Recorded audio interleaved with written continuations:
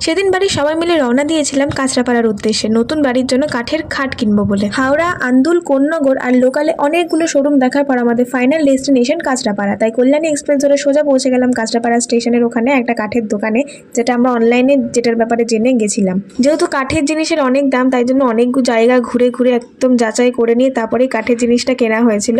তো প্রথমে স্টেশনে গিয়ে চা টা খেয়ে নিলাম, তারপরে আমরা চলে গেলাম সেই শোরুমটা যেখান দিয়ে আমরা কিনবো বলে ভেবেছিলাম। সেখানে বেশ অনেকগুলোই কালেকশন ছিল। আমাদের দুটো খাট লাগতো, ড্রেসিং টেবিল, অনেক কিছুই লাগতো। তো সব কিছু দেখে ঠেকে নিয়ে ভালো করে আমরা চুজ করে নিলাম। তোমরা ভিডিওতে যেগুলো দেখতে পাচ্ছ তার মধ্যে দুটো খাট, একটা ড্রেসিং টেবিল আমরা নিয়েছি। এত জায়গায় ঘুরেও কাঁচরাপাড়া দিয়ে নেওয়ার কারণ এখানে দামটাও কম ছিল আর আইটেমগুলোও ডিজাইনগুলোও খুব সুন্দর ছিল।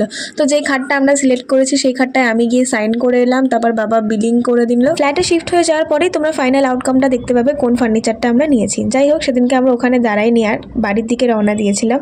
তো আজকে মিনি ব্লগটা এতটাই। তোমাদের যদি ভালো লেগে থাকে লাইক